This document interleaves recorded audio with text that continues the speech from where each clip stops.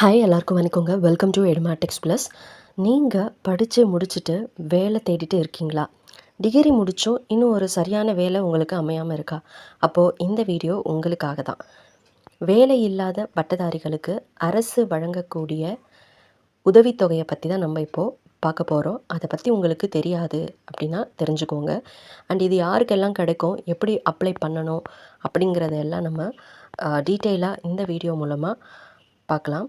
ஏன்னா படித்து முடிச்சுட்டு ஒரு நல்ல வேலைக்காக காத்துட்ருக்கவங்களுக்கு இது சின்ன தொகையாக இருந்தாலும் கண்டிப்பாக இது உங்களுக்கு ஹெல்ப்ஃபுல்லாக இருக்கும். எல்லா தகுதியுமே எனக்கு இருந்தும் வேலை கிடைக்கல அப்படிங்கிற ஒரு மன வருத்தம் நிறைய பேருக்குள்ளே இருக்குது. ஸோ நீங்கள் டிகிரி முடித்த பட்டதாரியாக இருந்தாலும் சரி, இல்லை நீங்கள் டிப்ளமோ முடித்த ஸ்டூடெண்ட்டாக இருந்தாலும் சரி, கண்டிப்பாக உங்களுக்கு இந்த அரசு உதவித்தொகையை வழங்குறதுக்கு ரெடியாக இருக்காங்க. ஸோ ஃபஸ்ட்டு நான் உங்ககிட்ட சில கேள்விகளை கேட்டுக்கிறேன். நீங்கள் டிகிரி முடித்து எத்தனை வருஷம் ஆகுது? 1 வருஷமா? இல்லை 2, 3, 5 வருஷமா? இல்லை 10 வருஷமா? அப்படிங்கிறத கமெண்ட் பண்ணிவிடுங்க. ஏன்னா நீங்கள் எத்தனை வருஷத்துக்கு முன்னாடி எம்ப்ளாய்மெண்ட்டில் பதிவு பண்ணியிருக்கீங்க அப்படிங்கிறது இந்த திட்டத்தோட முக்கியமான தகுதி. அதை பற்றி தான் இந்த வீடியோவில் நான் இப்போது அக்கு வேறு ஆணி வேறு சொல்ல போகிறேன். ஸோ தெளிவாக கேட்டுக்கோங்க. ஃபஸ்ட்டு நிறைய பேருக்கு இந்த வேலையில்லா பட்டதாரி உதவித்தொகை அன்எம்ப்ளாய்மெண்ட் அலவன்ஸ்ன்னு சொல்லுவோம். இதை பற்றி ஒரு மேலோட்டமான அறிவு தான் இருக்கும். ஓரளவுக்கு மேலோட்டமாக தெரிஞ்சிருக்கும். வேலை இல்லைன்னா ஸ்டைஃபன் மாதிரி தருவாங்க அப்படின்னு சொல்லி தான். அதை தவிர்த்து பெருசாக ஒன்றும் தெரிஞ்சிருக்காரு. இது ஏதோ ஒரு மாதம் கொடுப்பாங்க, அப்புறம் விட்டுருவாங்க அப்படின்னு சொல்லி நினைக்கிறாங்க. ஆனால் அப்படி இல்லை. இது நீங்கள் வேலைக்கு போகிற வரைக்கும், இல்லை ஒரு குறிப்பிட்ட காலம் வரைக்கும் உங்களுக்கு ஒரு சின்ன நிதி உதவியாக தொடர்ந்து கொடுத்துட்டே தான் இருப்பாங்க.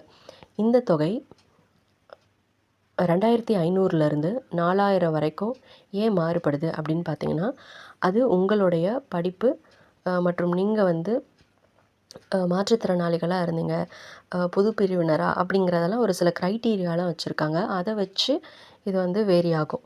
டிப்ளமோ முடித்தவங்கன்னா அவங்களுக்கு ஒரு தொகை, அதுவே ஒரு டிகிரி முடித்தாங்கன்னா அவங்களுக்கு ஒரு தொகை, அந்த மாதிரி வேரியேஷன் இருக்கும்.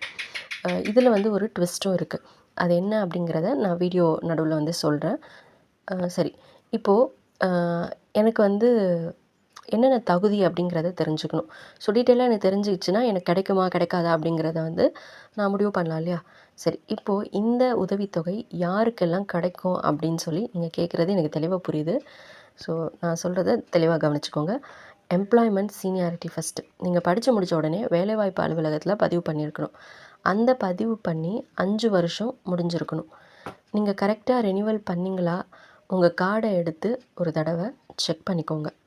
உங்கள் குடும்பத்தோட மொத்த ஆண்டு வருமானம் ஒரு குறிப்பிட்ட தொகை, இன்னும் கவர்மெண்ட் அனௌன்ஸ் பண்ணலை, அந்த தொகைக்குள்ளே இருக்கணும். கண்டிப்பாக இதில் இன்கம் செக் பண்ணுவாங்க.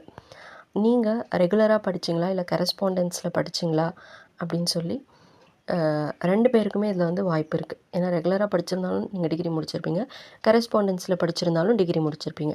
ஸோ எப்படி முடிச்சிருந்தாலும் டிகிரி முடிச்சிருந்தீங்க, டிப்ளமோ முடிச்சிருந்தீங்கன்னா உங்களுக்கு உதவித்தொகை கண்டிப்பாக உண்டு. அண்டு ஏஜ் லிமிட் கொடுப்பாங்க. இப்போதைக்கு இருக்கிறது 40 to 45 இயர்ஸ் அப்படிங்கிற மாதிரி சொல்லியிருக்காங்க. தெளிவான ஜியோ வந்தோடனே நான் கரெக்டாக அப்டேட் பண்ணிடுறேன். அண்ட் உங்களில் எத்தனை பேர் எம்ப்ளாய்மெண்ட் ஆஃபீஸில் பதிவு பண்ணி ரெனியூவல் பண்ண மறந்துட்டீங்க? உண்மையை கமெண்ட்டில் சொல்லுங்கள். ஏன்னா நிறைய பேருக்கு இதில் தான் சிக்கல் இந்த உதவித்தொகையை வராமல் போகும். அண்ட் என்னென்ன விண்ணப்பங்கள் தேவை அப்படிங்கிறது தான் ரொம்ப ரொம்ப முக்கியமான பார்ட்.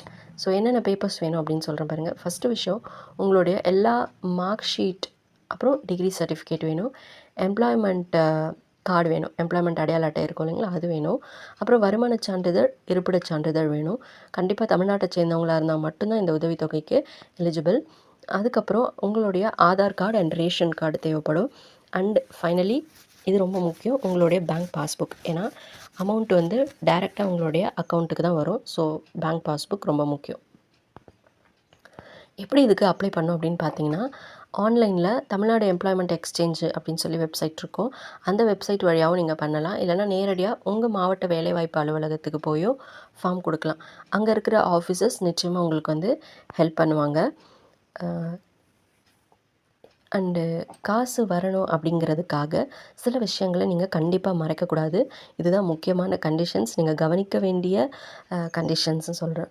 நீங்கள் தான் ஒரு கம்பெனியில் வேலைக்கு சேர்ந்து பிஎஃப் பிடிக்கிறாங்க அப்படின்னா இந்த உதவித்தொகை உங்களுக்கு வராது. ஸோ எம்ப்ளாய்டாக இருந்து உங்களுக்கு பிஎஃப் பிடிக்கிறாங்கன்னா கண்டிப்பாக இந்த உதவித்தொகை வராது.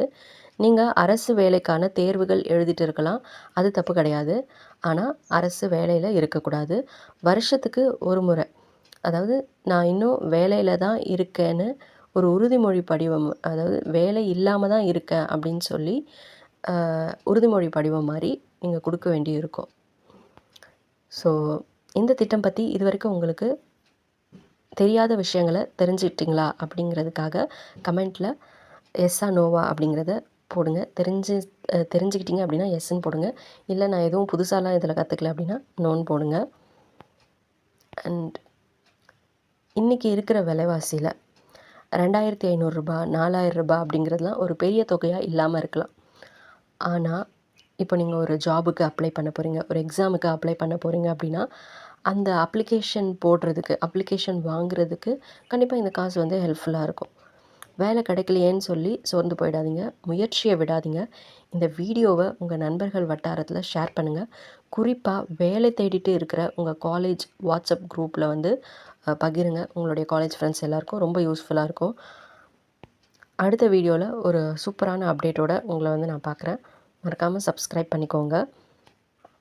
அண்டு இதுக்கு முன்னாடி இந்த ஸ்கீமில் யாராவது பணம் வாங்கினவங்க இருந்தீங்க அப்படின்னா கமெண்ட்டில் உங்கள் அனுபவத்தை பற்றி ஷேர் பண்ணிக்கோங்க. ஏன்னா மற்றவங்களுக்கு இது ரொம்ப ஹெல்ப்ஃபுல்லாக இருக்கும். அதே போல்